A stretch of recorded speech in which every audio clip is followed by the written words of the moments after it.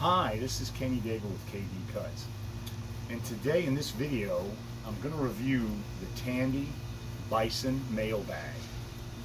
This is the third Tandy Bison kit that I've reviewed. I reviewed the messenger bag, which is a little smaller than this, and also the Tandy Bison overnight bag.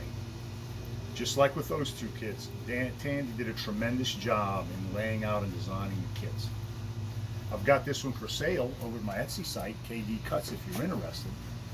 And if you're interested in the kits, I have links to them down below in the description. So let's take a look at the bag. I've added some enhancements to the design. I've tooled the shoulder strap. I've tooled and added an accent stitch to the shoulder pad. And the shoulder strap is actually a three-part design. I've added two button studs behind the Conway buckles. These are two Conway buckles.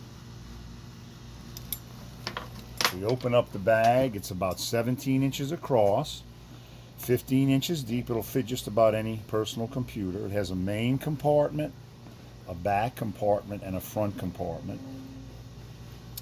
I've also added some creasing to the handle and some of the straps, and of course I put my maker's mark on the bag.